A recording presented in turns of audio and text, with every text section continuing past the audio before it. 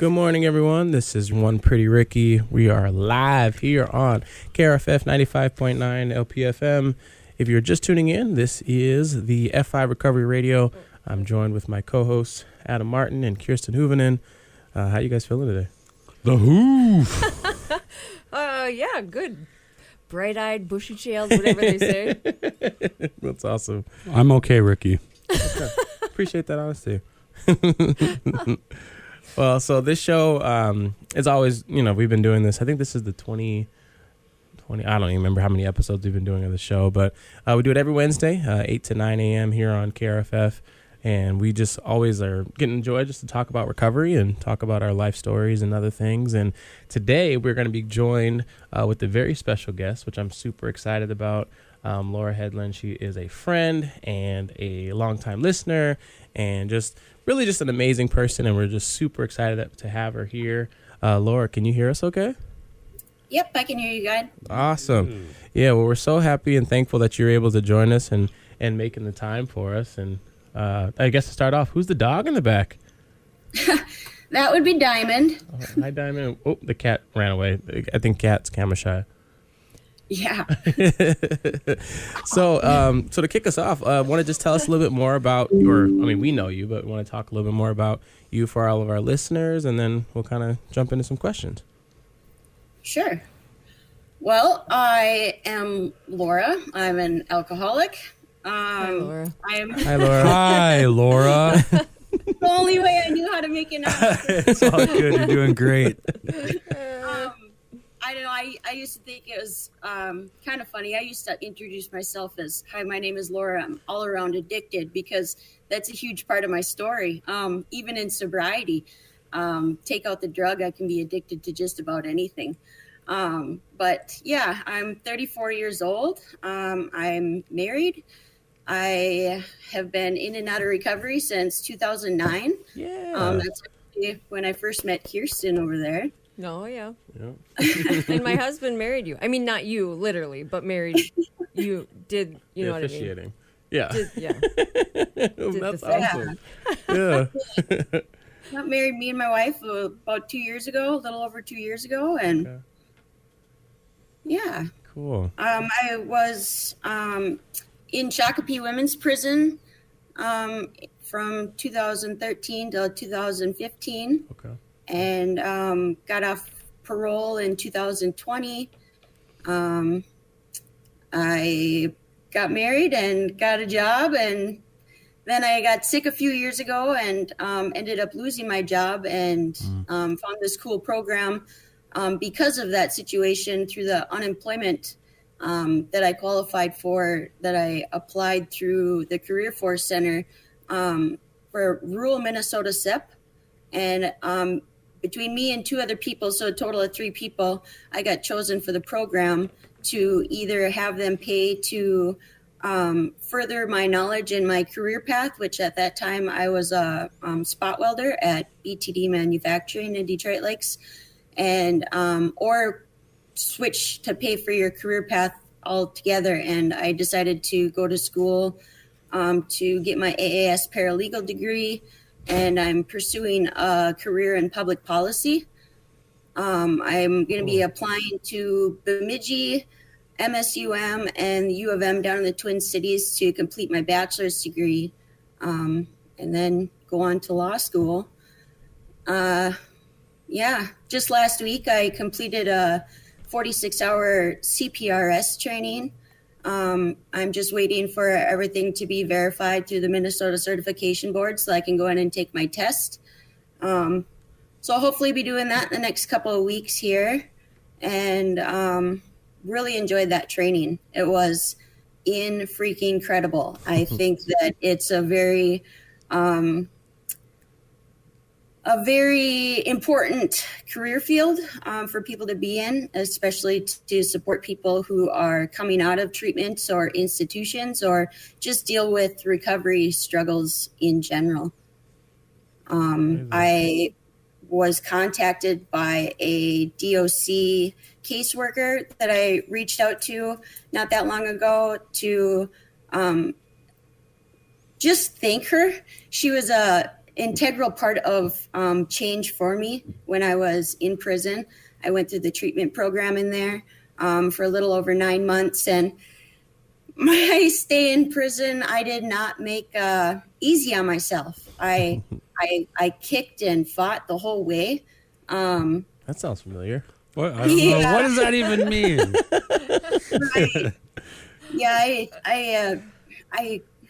I needed smaller and smaller boxes, I guess, to get the point to go through.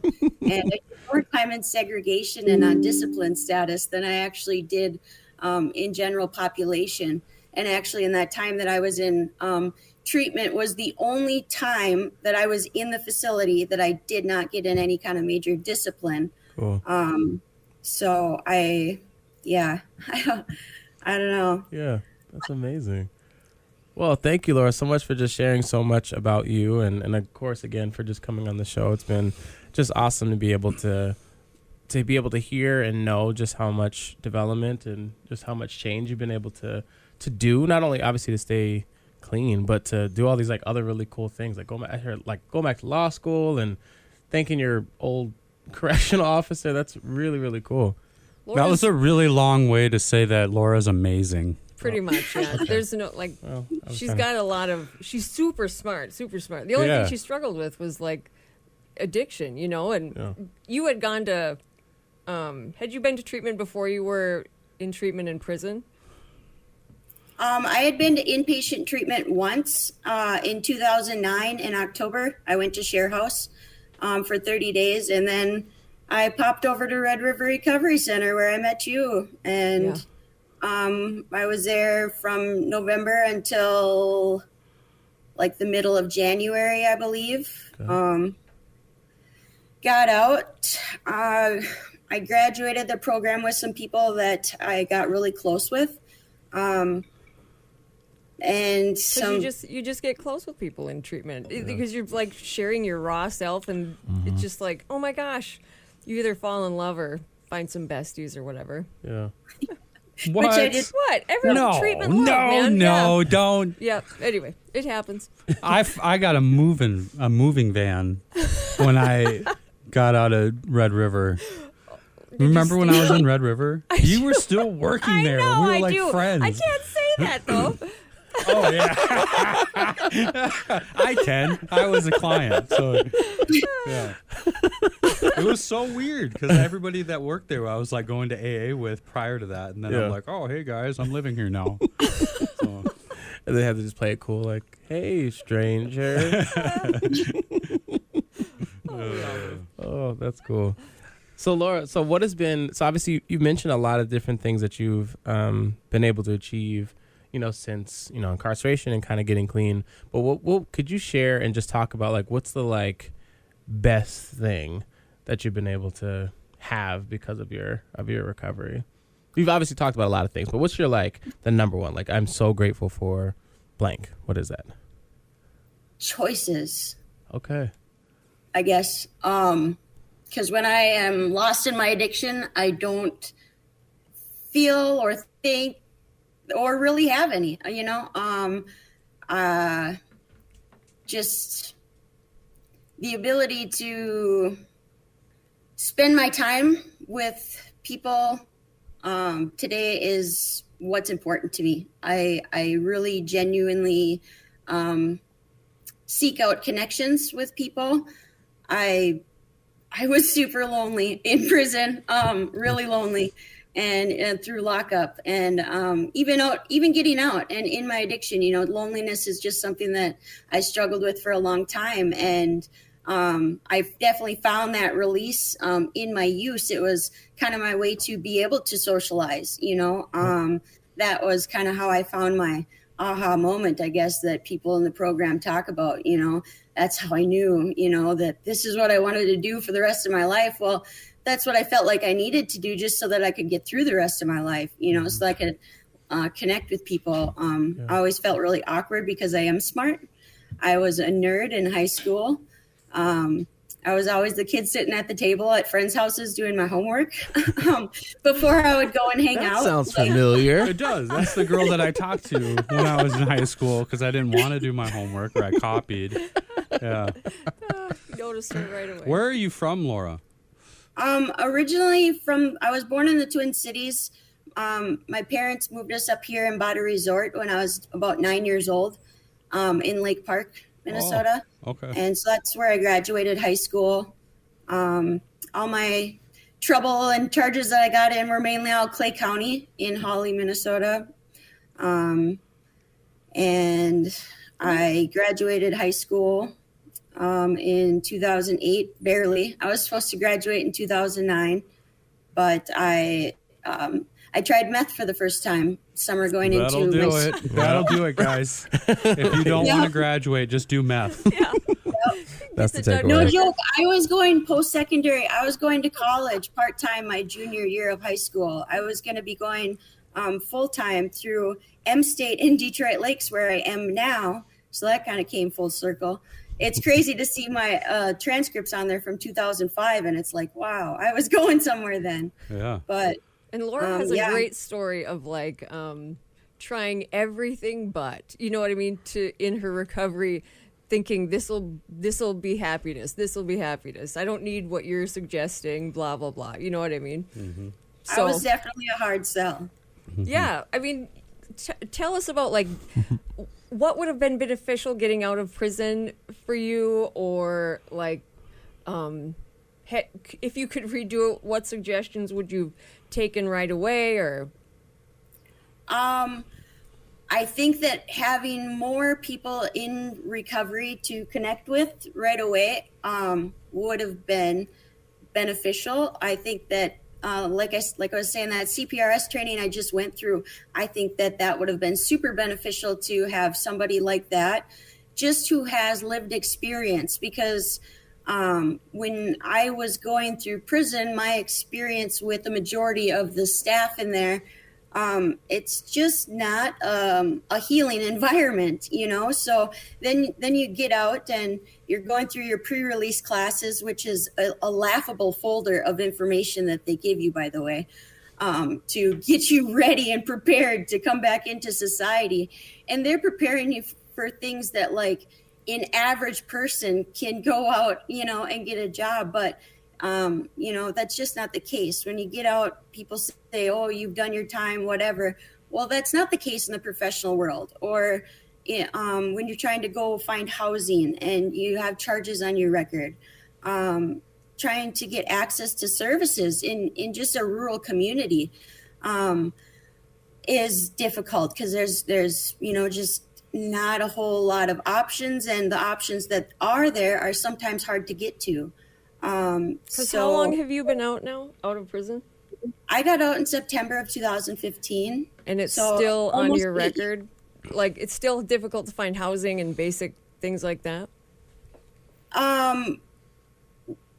Well, it was at first. It wasn't for me now, I guess. All my charges are from 2011 and 2012 is when I got the 2 felonies. So they're over 10 years old. My current problem, I guess, is I can't have my record expunged for 5 years after, like, the last date of when my conditions were satisfied. Mm-hmm. And so for me, I had 5 years of conditional release because I was a DWI offender. So that means even when I got out, after my parole was done, I still had 5 years of conditional release to satisfy, which during that time, if I were to violate or get a same or similar charge, they could potentially send me back for up to that 5 years. And you lived in a rural area, and transportation was not easy. And no, I actually didn't even get my license back until the year I got off parole. I was a chronic relapser even when I got out, though.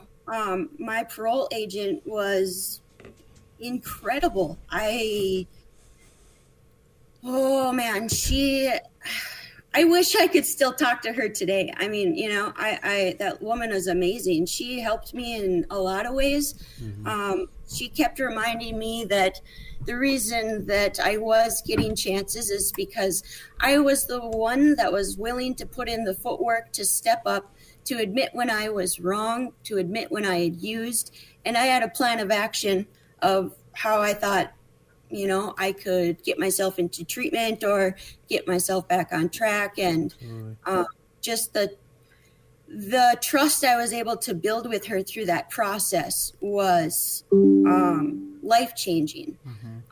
I didn't trust anybody, and nor did I believe that she was in a position to want to help me stay out of prison, because even when I was in prison, there were times when I asked guards for help, and their legit response to me was, it would be less paperwork for me to throw you in seg than it would be for me to hold a mediation, fill out the paperwork for all of that, and help you through this situation. And so, I got put in seg. And then so I learned, well, I might as well have just gone and got into trouble, because I would have gotten the same amount of time, you know what I mean?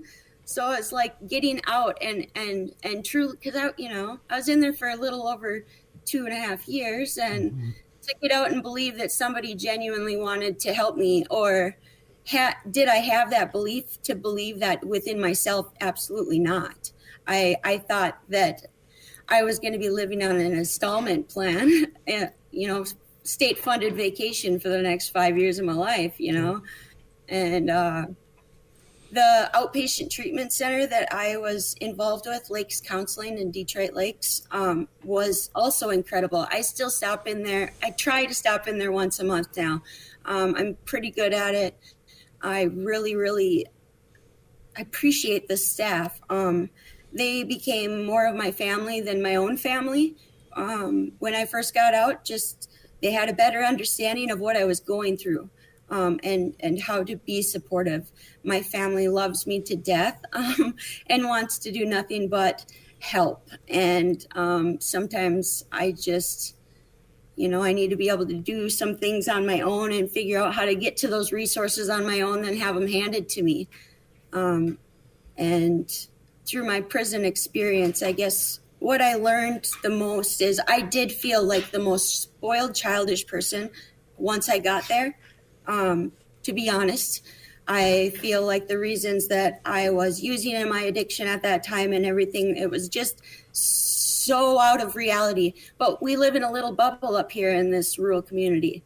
I was not exposed to a whole lot of real life things that are going on out there. And when I got to prison and realized that there is a whole community of people out there that do not have what I had already, I realized that I wanted to do more.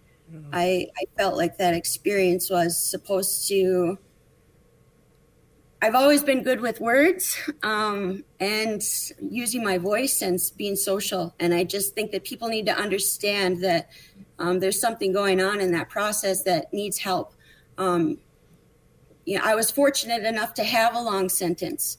And I say that way because people that go to prison that have a year or less time, at least when I was in there, there wasn't a lot of programming or funding available for supportive services for them while they were in there. And so they just sit dead time, And somebody like me who was, even at that time, abusing what was being given to me because I had priority, because I was a DWI offender, that to me just is wrong.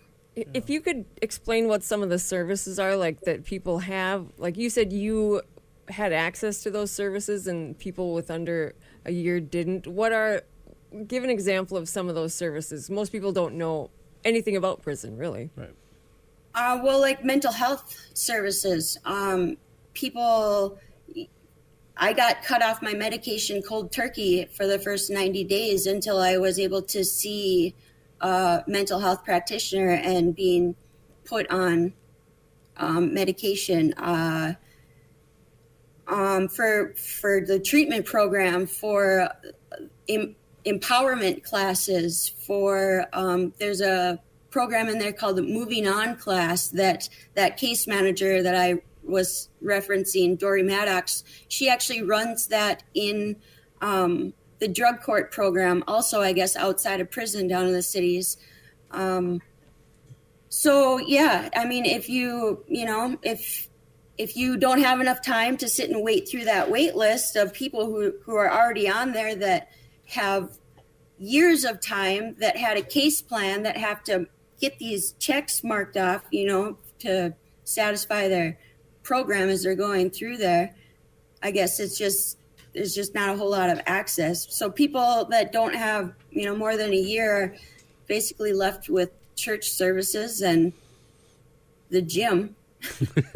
I'm screwed, guys. Oh. Yeah. I mean, and not that those things aren't good. They're obviously good to have as a part of your program, but, you're missing that key component of healing and processing, Adam, if you have to work out for the rest of your life, you're no shot in hell staying sober. So I'm glad that they have enhanced services. But like Adam, Laura, the thing that she was consistent with forever and ever is that you just never gave up. You just never gave up, no matter how dark it got or how much you wanted to. You were always willing to do the next thing that's suggested or whatever. So right. That's why you're so successful today, is just you could have quit anywhere along this journey and you just didn't. Yeah. Well, I will say this time around through recovery and sobriety, like you were kind of saying, I was not a easy sell on this. And I will say that in the last 2 months, I have been consistent at a women's meeting. I made a commitment to be the cakes person and cookies person when somebody celebrates their year. Yes. But I say that because for the last 4.5 years, I have filled my life with fixing relationships, with work, with accomplishments and achievements, with school. And this last semester, my spring semester, I got a 4.0 GPA. I made the president's list, and I got an award for academic perseverance.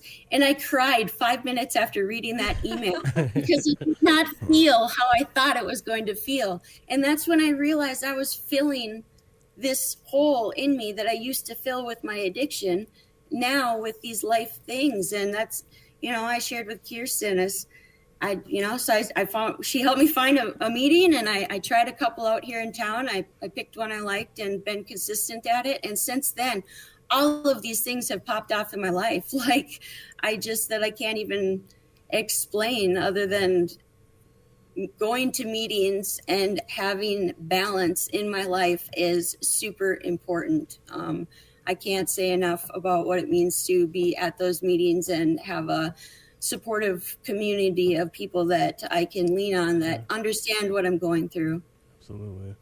Great. Well, Laura, thank you again so much for just sharing so much about how well life has been going and just all the things that you had to struggle through. But I love to hear that things are going so good. And like always, we're always just appreciative to have you on the show. Anything else you want to share before we let you go? Anything you want to mention or plug or anything like that? Oh, I could take up your whole hour. Laura's got more. I look forward to coming back on again for you guys. Perfect. Especially to let people know about the CPRS stuff. Cool. That's just huge. Yeah. Well, we thank you for all the support on the social media stuff and commenting and sharing and all that stuff. So we're going to send you some F5 gear and some F5 recovery T-shirts and stuff like that. So be on the lookout for that, Laura. And thank you for supporting us. Yeah. Awesome. Thanks, guys. Awesome. Have a great rest of your day. You too. All right. Kirsten, does everyone you know amazing? Probably. She's like, I know how to pick them. I like to pick people with potential. Yeah. Oh, well, I mean, Laura brought up a really good point. Like, one of the best things she has in her recovery is choices. Like, what are some of your guys' choices that you have? Oh, let's not talk choices. Let's just be grateful that we get choices today. Be grateful I have someone else to call to tell me what choice is probably the best. Yeah. Because just because I got choices doesn't mean that I should make choices. This is why I'm grateful that I have mentors and sponsors. Yes. Because I'm still emotionally wrapped up. You know what I mean? Like, just because I'm sober doesn't mean that I mean, it's actually more intense feelings. So they probably, even though I get them back, they're harder to make. At least some days I just have to be like, I'm just going to do the next right thing because That's a mantra that every day. The next right thing. What's the next right thing? Sometimes I don't even know what that is. Or I think I think you should know how I feel. And then turns out, no, that really wasn't. Nobody needs to know. Oh, that's great. Some thoughts don't need words. They just should stay thoughts. Yeah, that's tough. I don't make that choice. She's got a great story though, from addict to prison to potentially on her way to becoming an attorney. Yeah, for real. Yeah. We need more people like that, especially in Minnesota. Mm-hmm. Yeah. I mean, North Dakota. I mean, we're about 10 years behind, so we can still fix some stuff. So, but man, I can't tell you like for how free things look. When it comes to like even like the medical marijuana stuff, like Minnesota makes it look like it's like very, progressive or whatever. But man, I can't tell you that ripple effect does not happen. Like the farther down you go into management, the harder it gets, right? They'll lock you up for anything over there. I mean, they might not lock you up for marijuana anymore, but they'll find something. Where I feel like in Fargo, like with probation, stuff like that, you really got to go above and beyond, and usually the people end up getting help before it's too late. Yeah. Where, man, Minnesota prisons are packed. Yes. Packed. Yep. Is there help for prisoners less in Minnesota than North Dakota? Like, what are the programs that they help people out with to, like, do they say, like, when you get out, this is going to suck? Finding a job. They got they have a lot of funding and a lot of, programs over there. It's not so much the prison system. I mean, there's probably a good chunk of it too, but it's more of just, the courts, just the, I don't want to go into detail. They're a different mindset over there where it's like it's almost like they grew so fast. Yeah. And now they're just trying to figure things out or whatever.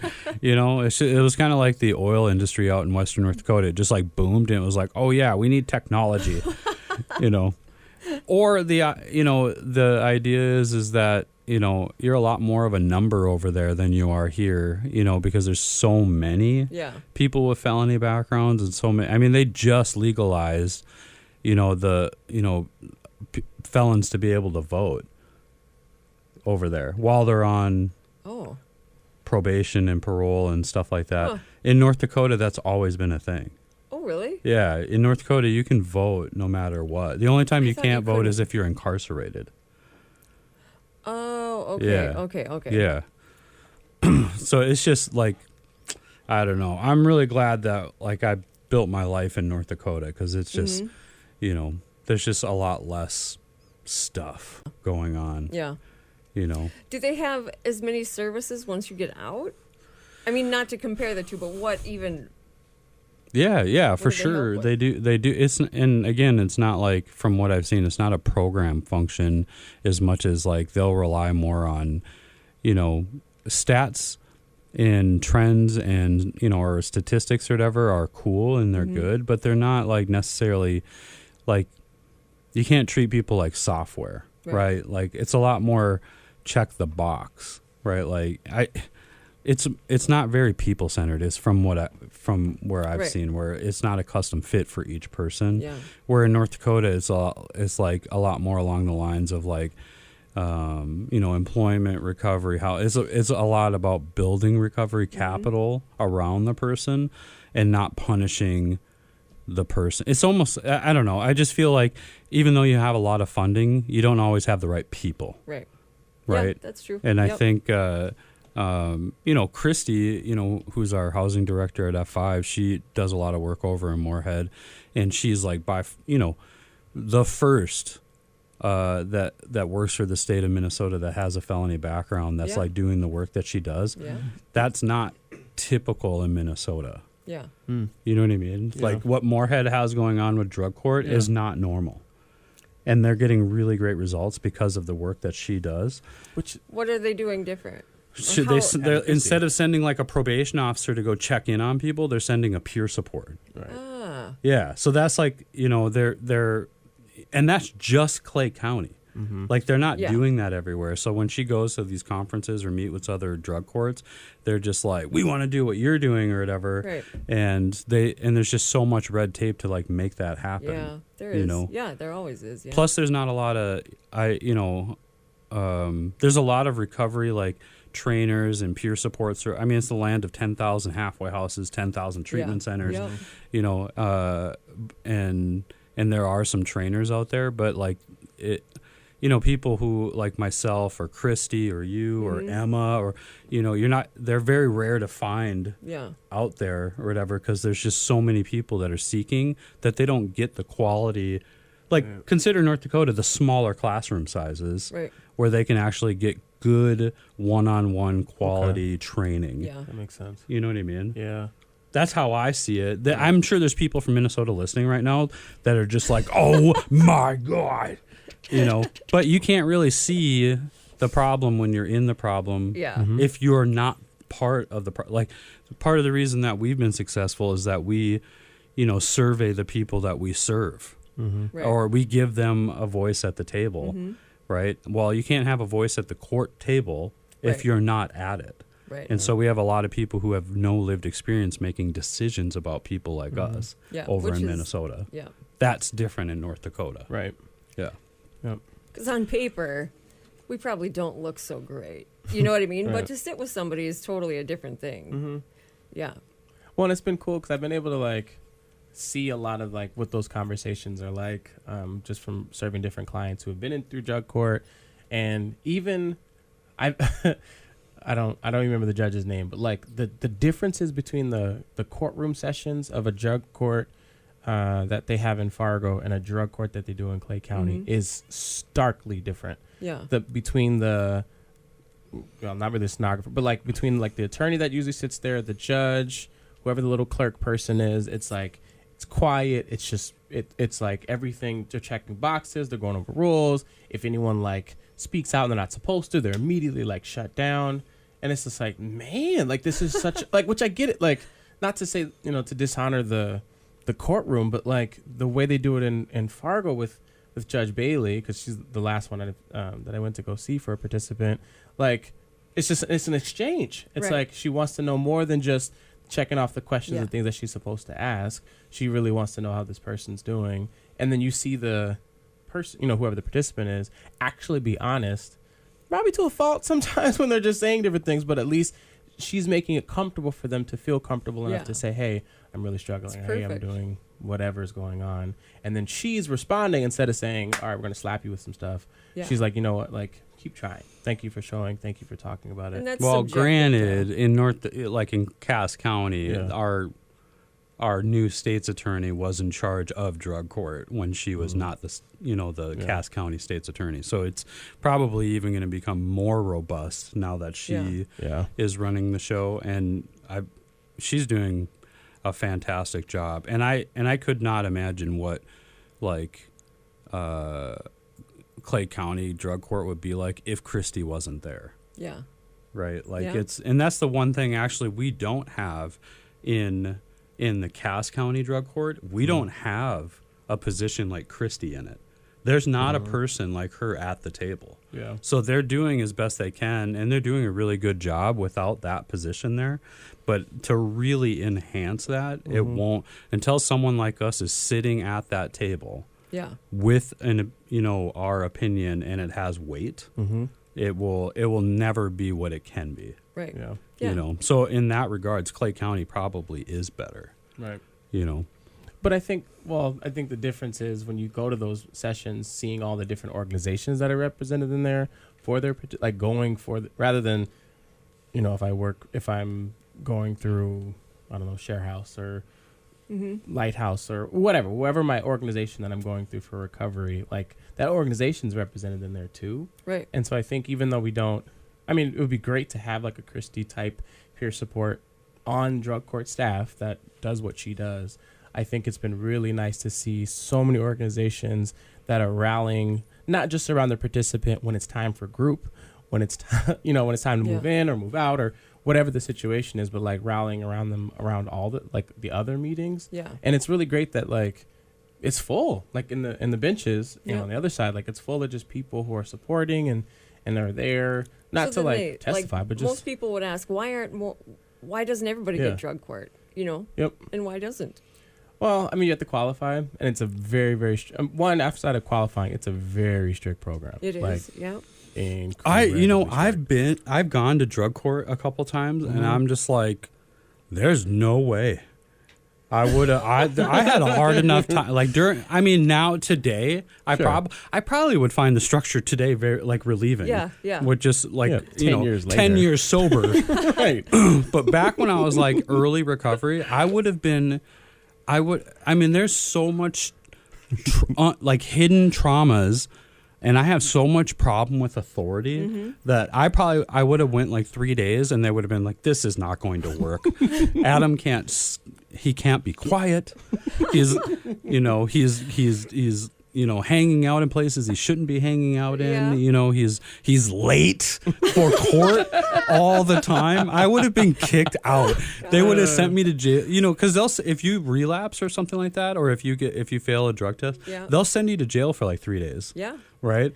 I would have came back to court every week. They'd be like, how was your weekend stay, Adam? Yeah. 3 days in, 4 days out. I probably would have had the record for the most 3 day stays in jail while going through drug court. And they would say things like, Adam, you have so much potential. Oh, yeah, I love They would have said, I would have been like, yeah, I do. Why you keep sending me to jail? Stop relapsing. I can't. I'm trying. That could have been a dating website. I was attracted to men with potential. They probably would have turned it into a series on CBS or something. Just. But had you had State versus Martin drug court. I think that is out there somewhere. Longest relationship I ever had was with the state of North Dakota. Oh. They dumped you. And they're like Mormons. Because you have like multiple wives. You have your probation officer, you have the clerk of courts, you have the judge, you have the state's attorney. Do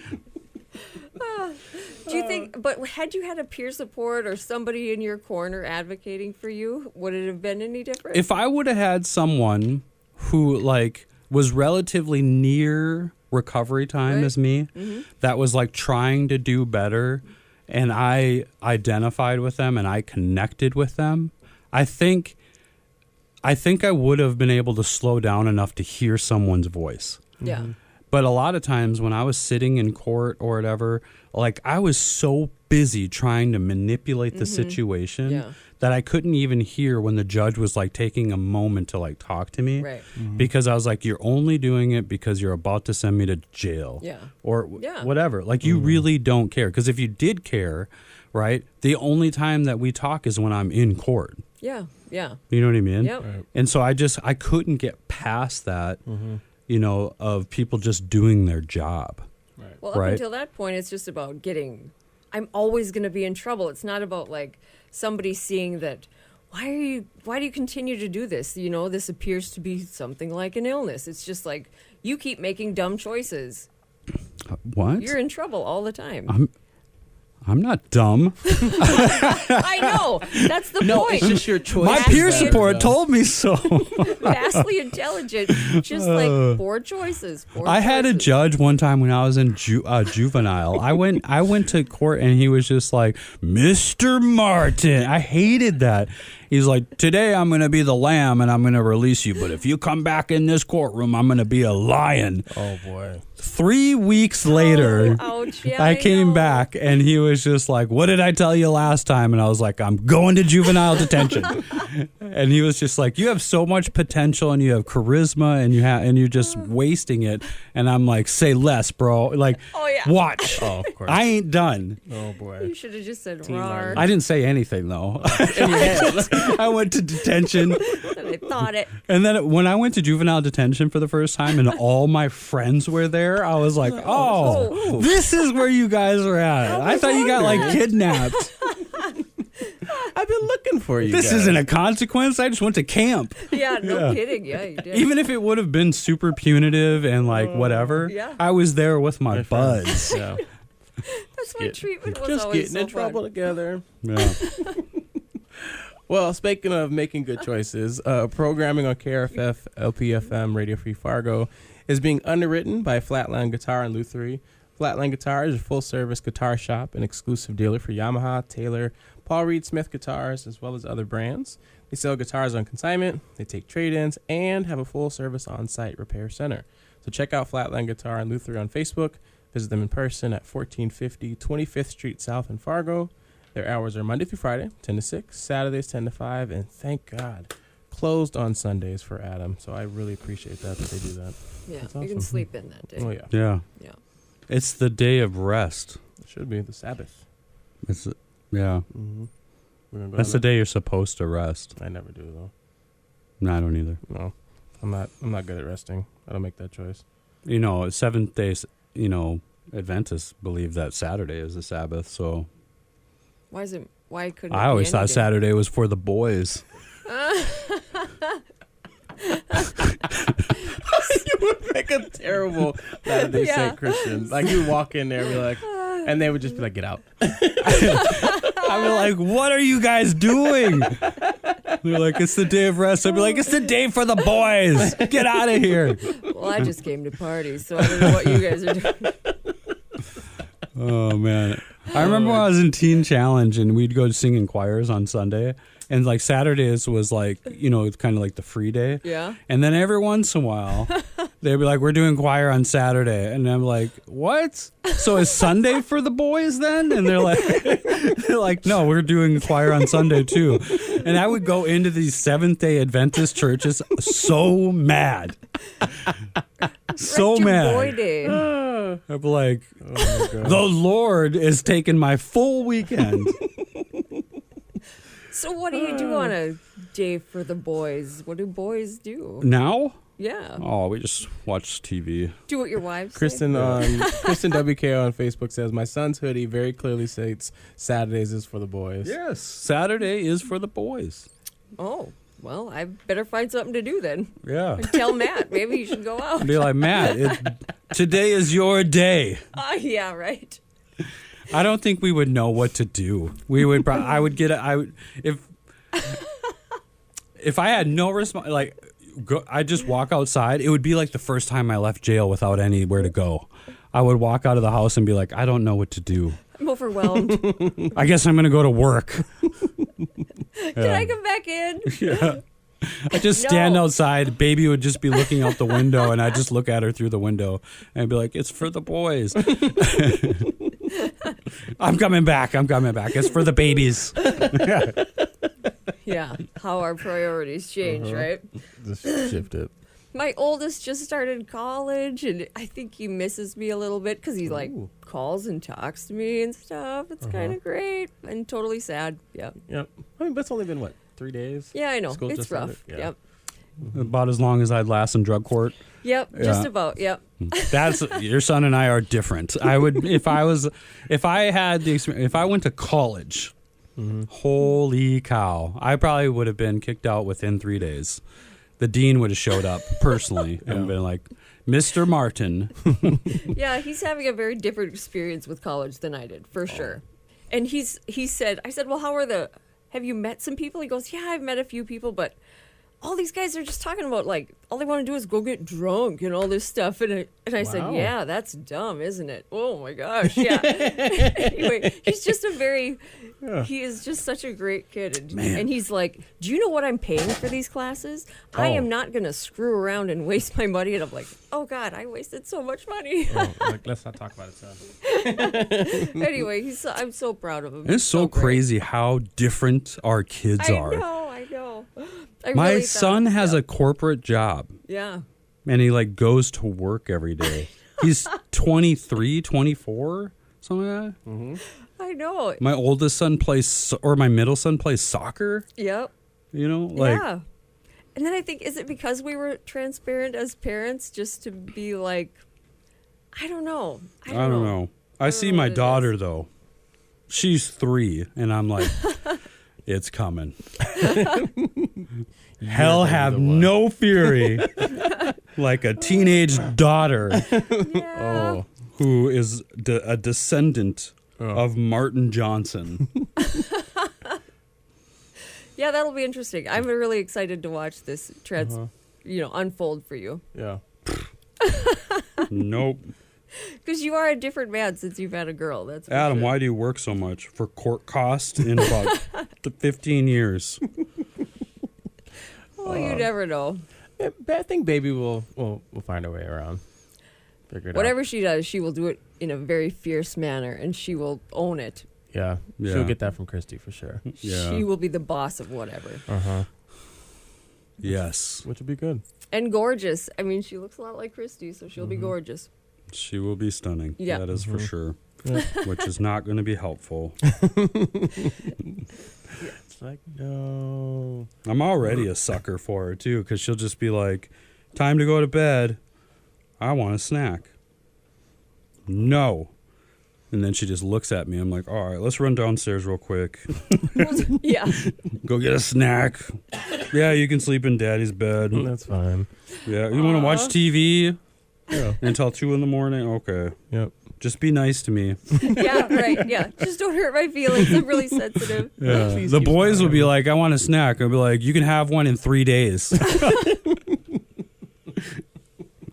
You got snack. My dad always hit me with, you got snack money. Like anything I wanted, it would be like, you got toy money, you got snack money, you have car money, you have anything. And I'm like, no. And he know, obviously, like it's just a very dumb rhetorical question. Like, you got snack money? I was like, no. He's like, well, then get your butt in bed. Like, it would just be like no sort of like negotiation because I'd have to pay for it. But my sister does that. So I get it. I see it because my sister will ask for something and he'd be like, okay, yeah, that's fine. Yep. Pull out his Well, wallet. it's very or whatever. different in my house. Very different. My brother's younger than me and rated everything right. He was Maybe that's such what a it good was. kid. She is young. Blah, blah, Yeah, blah. she was Till he younger. got arrested for stealing a gumball machine, which was his badass moment. You know what I mean? I was like, are you kidding? What are you in for? I stole something. Wouldn't even tell people what he stole. Yeah, no. He's I was just I'm a like, thief. so Ray wrecked Thanksgiving this year? Yes, thank God. It's so funny. Oh, man. So we give him those little gumball machines every once in a while just to, he doesn't forget where he came from. And now we're like Humble. we're the people at like gatherings or something where like if someone does get in trouble, they're like, maybe you should go talk to Uncle Adam. Be like, don't send me your problems. But then you do it. But then they come and Yeah. they talk to you, and then you're like, okay. They're Then you like, give what them do I probably got to best do advice. what do I got to do, Uncle Adam? Be like,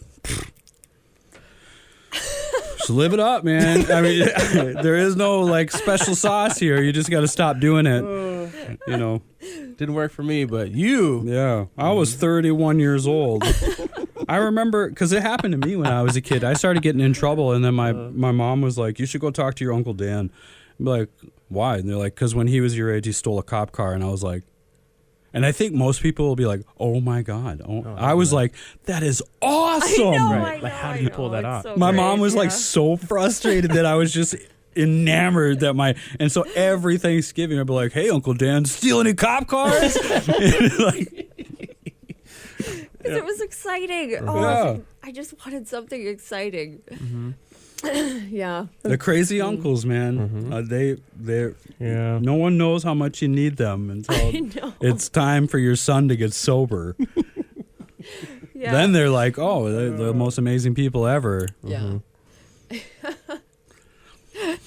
Well. You don't have any uncles that have stole cop cars? No, well, yes, but like my mom would never let me hang out with those uncles. Oh. It was always like she let me like, all right, you can go over to this uncle's house. You can't go to that uncle's house Hmm. because he drinks. He Oh. smokes, and he would expose you to things. that you're too young for. Oh. And I'm like 16, 17. I'm like, Like freedom. Right. Yeah, like, he's gonna take you to R-rated movies. Like, Yes. yeah, that's why I want to. That's what. Like, I go to my uncle's house and I would just like, man, he used to get like hammered. He'd just walk in and just like with a full half gallon of Bacardi or something, just be like, "Are we ready to get started?" In my family, I mean, they drink, but like. My Uncle Dan was like the Dave Mustaine of Metallica, right? He was kicked out and went and started Megadeth because he partied too much, like. Right. But when I was young, I perceived that the older the adults, when they drank, that's when they had the most fun. Yeah. I just couldn't wait to be old enough to do that, or even near old enough. I started way before I was old enough, but my perception of that whole thing was just glamorized. Yeah. And I remember when the Dare cop came into school and you had to sit in the gym and they gave this big speech and all this stuff. But I remember them having this this suitcase and it opened up like a trifold thing or whatever. And the second it opened up, it was just like, and it had like little samples of every single drug in it, and I just thought, I'm gonna do every one of those. I just remember very clearly thinking, my goal in life is to try every one of those. Yeah. And secondly, who's guarding this thing, and are those drugs real in there, right? Or are they just like? Good thing you didn't fake? know Uncle Dan. Yeah. Dude, when the Dare officer came, I mean, real quick, those Dare T-shirts are money. I want a Dare T-shirt so bad. I want to get, but I mean, at the time they were just like, those are so cheesy. But now, like, they're like art, But they came, Officer Carey in Moorhead. I don't think he's a cop anymore. I'm not sure. I haven't heard anything. But he like showed up with that briefcase or whatever, and then like popped it open, and then he pulled out this thing, and he was like, "This is marijuana," and I was like, "Oh!" And it was a Dr. Dre The Chronic CD or tape or something. Funny. So he just showed you the leaf. He just showed me the leaf. Oh my gosh! But I was so young, I was like, that's not what I thought marijuana was. Oh my god! And I totally thought, I was like, I'm pretty sure that my dad has that at home. I saw that. I don't. My dad has that in his car, and then there'd be a whole lot more questions. Yeah. I think I got that tape from BMG though. Yeah. And I probably still owe them money. Because he showed up and he was like looked around the room and he was like, like whenever you go speak someone, you're like, I know a few people here, some new faces. He like walked in, he was like, hey, Adam. And I was like, no. Did you guys ever have did they ever give you the drunk goggles? Yes. That you had to put on and walk. Yeah, in high school. I love the drunk goggles.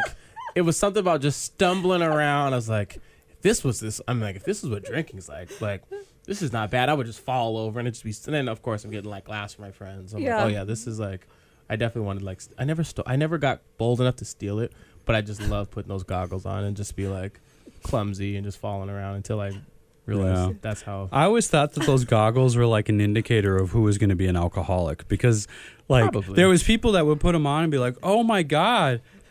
That's crazy. I'm never And then I would put it on. I was like, this is a test. I know. I'm going to try and make sure. And then you could never walk straight because it really messes with your eyes. But you're like, let me try again. I know. I want to beat this test. Yeah. No matter the consequence, even when drinking, no matter I'm going to win. I'm do it again. And I think people drive like this. Yeah. Say the alphabet backwards. Amazing. I can't even say it forwards. Right. That's true. Only my sister-in-law can say it backwards. And that's insane. That's an insane test to try and do. That's torture. Yeah. Say the alphabet backwards. You. Yeah. Without reading that card, right. Say it backwards. You're sober. They have a card? I'm sure. I never saw them. Field sobriety test. And when I did the field sobriety test, I was like, they know I'm drunk. Yeah. I don't know why they're I know. We're on a first name basis. And then they you think definitely know I'm drunk. You do the test.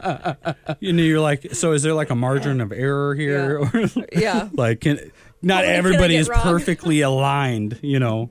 What if I'm just not that smart? Yeah, I'm not that smart. You can't arrest me for being dumb. Mm-hmm. And I'm overweight. Yeah. How straight is that? How straight of a line do you really need? Like, and then you think you passed it. Oh. You're like, I did well. Yeah. And then they're like, I'm going to give you a DUI. I was like, were you just messing with me? Like, you just knew? I totally touched my nose.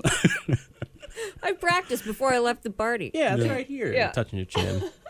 Here, I'll do it again, and then keep Can touching. we wait till I catch my breath? You just caught me. Like,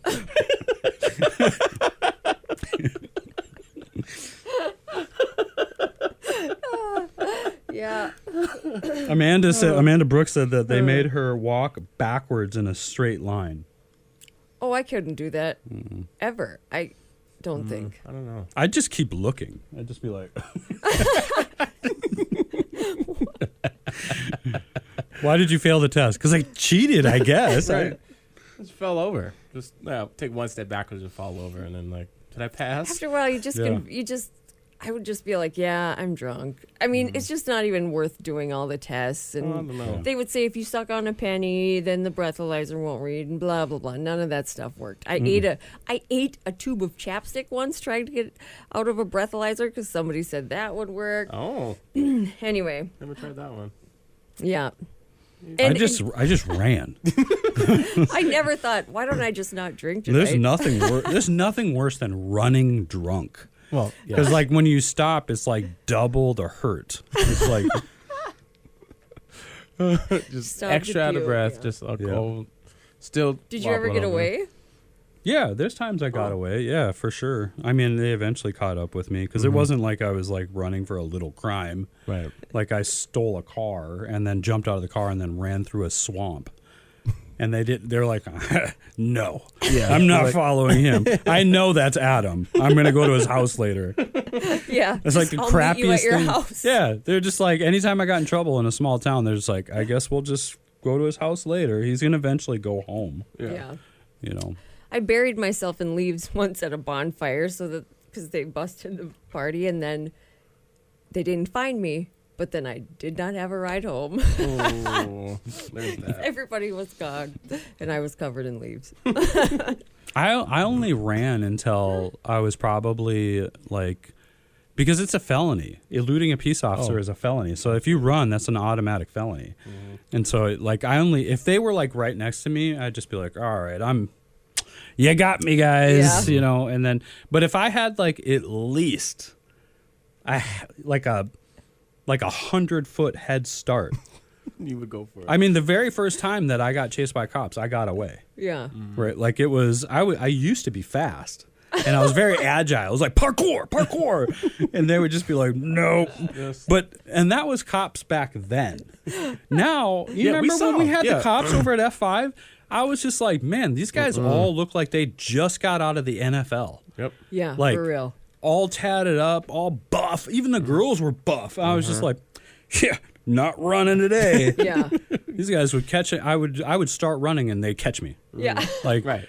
It's like where you going? Like just grab your neck, like grab your shirt so quick, like even when you thought you were gonna go do something. Yeah, I'm gonna play tag with my dad.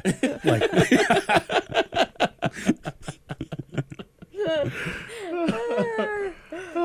well, with a couple more minutes left, do you have anything you want to positive you want to plug? That we have going, do you have anything positive to say today, Adam? Yeah, we got our golf tournament coming up on the September 18th, I think. And then I'm also speaking at a chamber event with director Dave Krabenhoff, and then from the DOCR, and then the director of behavioral health, Pam Sagnas, and Captain Andrew Frobig from the Cass County Jail. Too? Yeah. Yeah. I think they're looking for one more speaker, like a legislator or something like that, but it's going to be on incarceration and mental health. And so that's coming up here soon in the next couple of weeks. So check the chamber website if you're interested in going. Eggs and Issues, always a really good time. And thanks again to Laura, who is, she could have talked forever on her successes, but yeah, she's amazing. What a great person. I hope she becomes an attorney and just like me too completely disrupts the system. Yeah. Me too. That's what we wish. So this has been F5 Recovery Radio here on KRFF 95.9 LPFM. It's One Pretty Ricky, Adam Martin, Kirsten Huovinen. Thanking you so much for listening. Have a great day in recovery.